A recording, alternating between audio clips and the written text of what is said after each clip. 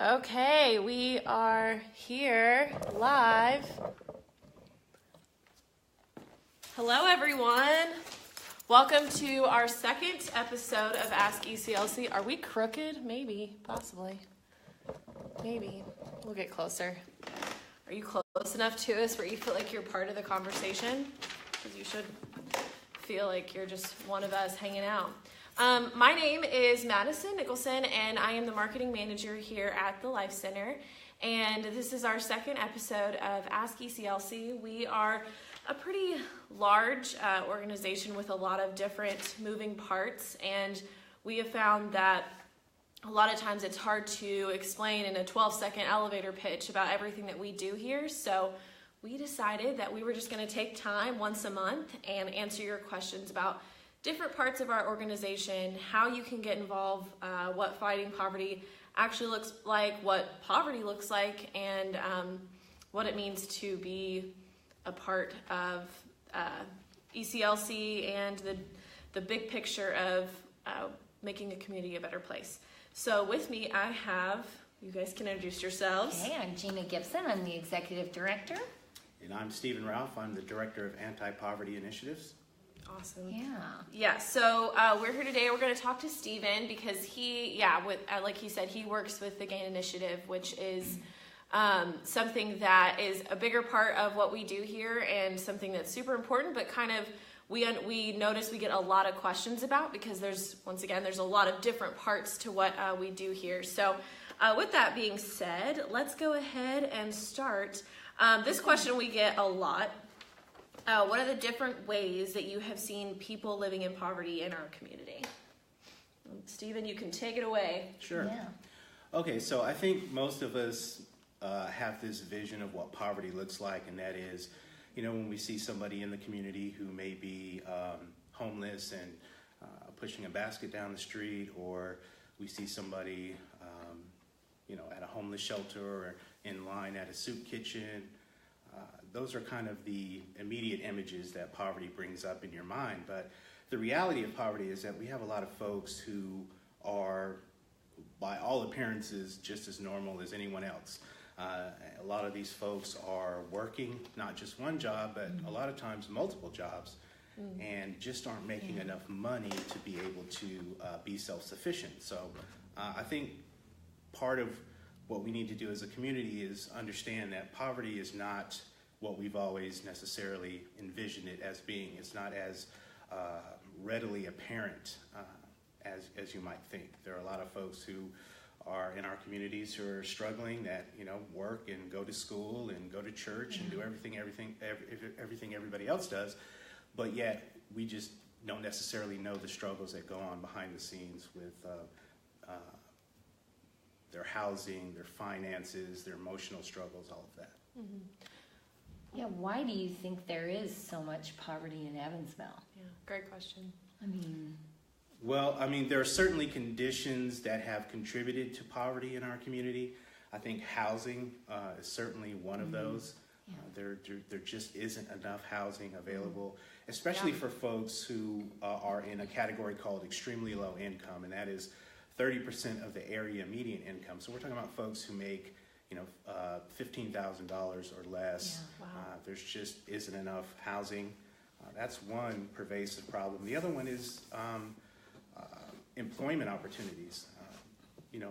Unemployment is at an all-time low, and even in the state of Indiana, nationally, unemployment is like at 4.1%. Wow. And in Indiana, it's at 3.4%. So it's probably as low as it's been in a very long time. But the problem is that the jobs that people have aren't paying them enough, aren't paying them what we call a living wage. Yeah, so they have a job, but it's not a livable wage. So in other words, they're not able to survive on what they make. Mm-hmm. Yeah, I think that's interesting because it is exactly the whole idea of people assuming that poverty is the guy pushing the basket, which is a real thing, but there also is a poverty of people who are truly getting jobs, trying hard, they are pulling up their bootstraps, trying to provide for their family, and it's not enough. Yeah. That's right. So we have something here at the Life Center called GAIN. So tell us a little bit about GAIN. Yeah. Sure. So GAIN is a program that assists people who are living with low wages or under-resourced, and it provides them an opportunity to build those resources that they need, whether it be financial, mental, physical, emotional, so that they can begin the process of moving towards self-sufficiency. Very nice. So great. We do know that poverty is a problem for our community, but I think there's kind of this weird barrier where people assume that poverty is just this one section of the community and it's never going to affect them. And yes, they can, wonderful, they can go help out at a soup kitchen once a year or something like that to, kind of help that poverty. But why is it a big deal that poverty is happening in our community, and how can that affect basically everyone? Well, it's a big deal because it is a community problem, and we need to look at it like that. The problem for people in poverty is that it excludes them from society. Poverty is a very isolating kind of condition where folks don't get to participate in the rest of the social activities that the rest of us get to enjoy. So it is a community problem that we need to look at and be able to provide opportunities for folks to escape that condition. Do you feel like when you've talked to people and you say that it's an isolating thing, have you honestly felt that from people, that they feel isolated from the community when they're living in poverty? Absolutely.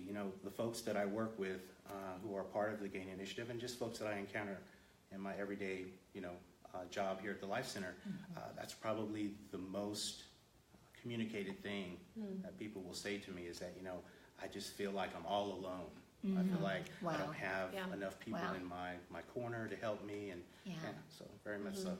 They don't have that social network of people that they can go to and come alongside. So one of the things that GAIN provides is some of that. And so some of the things that we talk about are cohorts and community partners. So what's that look like with GAIN? Okay.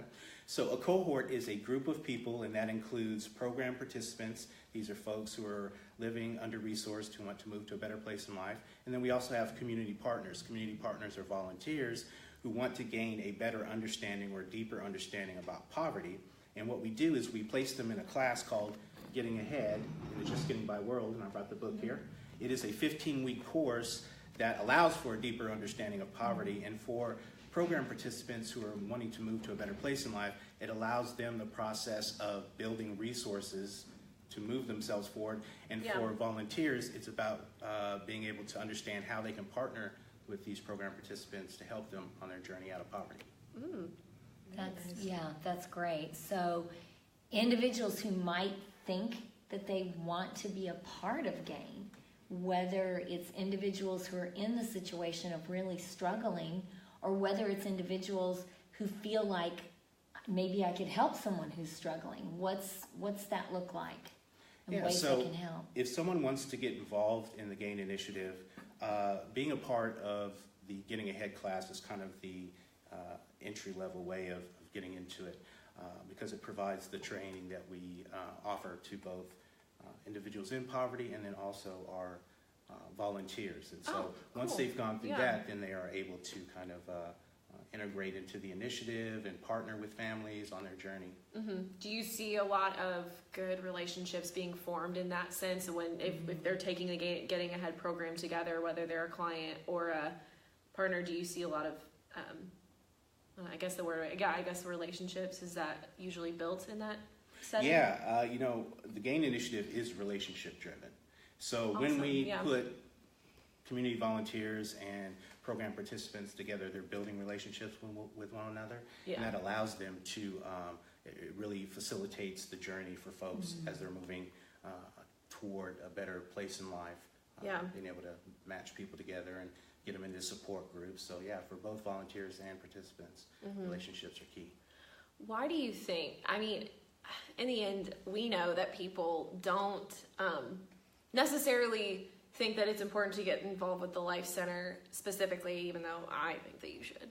But how do you think GAIN is actually contributing to this larger picture of community development and community health? So there's two aspects to GAIN. One is helping the individual achieve a better place in life. Yeah. And the second part of that is bettering our community and its For response to people in poverty. So we do things like we do a community assessment. You know, we want to be able to figure out the things that we do well as a community and pat ourselves on the back for that, but also identify the challenges that remain so that we can develop a strategy as a community to get better at that. Yeah. What have you found? That's just kind of made me think of that. What have you found is actually truly working well, and what are the things, like one thing that's really working well, one thing that's not going so well for our community that we could be improving on, and what thing we can actually be doing better?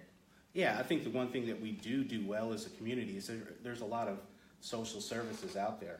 There's a lot of help for folks who need resources, and the community does work well together in that way. I think the biggest challenge is that there's still a great lack of opportunity for people in poverty, whether it be housing, whether it be jobs, or training for better, higher paying jobs. I think we can get better as a community at that. Yeah, that totally makes sense. I think for GAIN, what are some ways that people can tangibly get involved? Like if they say, oh, they watch this and they're like, sign me up, I want to know what to do. What would that be? Like what could they do now that they could get involved? Well, what I usually do for anyone who's expressing an interest in getting involved is I usually sit down with them, have a one-on-one conversation, because everybody can do something. Yeah. So, you know, everyone has gifts and talents, and what I do is I sit down with individuals and I figure out what are your gifts and talents, what would you like to do, great. Yeah. how could you contribute, and then we figure out a way to get them involved. Yeah. So you feel like you're taking their specific things that they're great at and using it for the whole picture of what you guys are doing. Yeah, GAIN is not cookie cutter, so if you can do something, we'll figure out what that is and get you involved. That's right. We can use all gifts and talents. So if you can juggle, Yeah, Steven that's right. is going to figure out a way. You can Come entertain. see Yeah, you can entertain us. He's gonna figure out a way. So we are really having good results with GAIN and with these cohorts, and so we are on cohort number 13. Absolutely. Yeah. Yeah. And what does that mean? Like when you say that there's 13 cohorts? So we got started with this back in 2010, and so we have had 12 groups to this point who have done Getting Ahead, and so we're recruiting for our 13th cohort, and so it has been really successful. That's really cool. And so, you know, by them going through this, it literally helps them find those tools and resources to be successful in life. Absolutely. We focus on 11 different resource areas, so it's not all about finances. So whether it be emotional resources or understanding what we call the hidden rules of socioeconomic class, it gets pretty deep. So we talk about a lot of things. Yeah. Hidden rule. Okay, can you like explain that in like a little 1 second? Sure. Yeah, what does that mean? So if you can imagine playing a board game, you know, if you didn't have the rules or you didn't understand how to play the game, it'd be really hard, right? So what we're trying to do is we're trying to help folks who are in the environment of poverty to transition into the environment of middle class. And so if someone has come from generational poverty, they don't necessarily understand the rules of how to exist in middle class society. So we talk about what those are, what you're going to need to know and understand about the middle class so that you can transition and assimilate to middle class life. Yeah. That's super. I did not know this. I'm learning stuff, guys. This is what this is about. We're all learning together. I think the next thing that I really want to dive into with both of you guys is what does it look like for people if they really want to help? Like if like some basic, and I know you talked about having a conversation. So what are some bigger picture things if they really want to help with the community? Both of you guys, I'd just love to hear some short answers. You know, there can be things as simple as people like to provide food. So we start with a community meal that evening. And so there are those of you that love your crock pots and love to fix things. We've had chili cook-offs. People have brought in pots of chili. They've had taco bars, baked potato bars, all kinds of things. So food is a way to get together and start that relationship. And so that's one way you could help. Being a part of some of the families' lives. So being that community partner for them. Yeah. So if somebody, say, has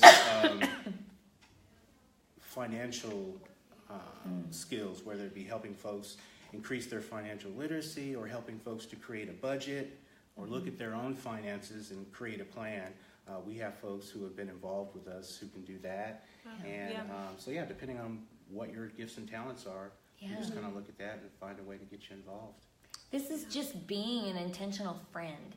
You know, it's coming alongside of somebody who's trying to move forward out of poverty in their lives, and they just need that cheerleader, that person to cheer them on and you know, stand beside them during this walk. Because if something happens to any of us, we truly find those people in our lives that we can rely on, that can help be our cheerleaders, and so we're just helping them gain those from this program. Oh, gain, huh? Yeah. There you go. I think, and something that we're focusing on in this up-and-coming season is relationships, and we're always focusing on that, and I think just as you talk, I keep hearing that theme, is like, in the end, you don't have to be a certain kind of donor or a certain kind of partner. Like, in the end, if you care about relationships, which who doesn't? We all have relationships in our lives that we care about. You can be a part of community change. If you are honing in on relationships and being a part of people's lives that need that help, then you can actually be a part of community change. Absolutely. And that is definitely what I feel like Gain's about. And you can correct me if I'm wrong, but that seems to be the theme, and I want that to continue as we move forward. So that being said, thank you so much. We appreciate all of you guys tuning in. Like I said, just keep submitting questions and all of that kind of stuff. We'd love to hear from you guys. We are on Facebook, Instagram, Twitter, Snapchat. We're on all of the platforms. It's at Restoring People for Instagram, Snapchat, and Twitter, and Facebook. It's Evansville Christian Life Center. So thank you guys again. Thanks a lot. Appreciate you guys tuning in.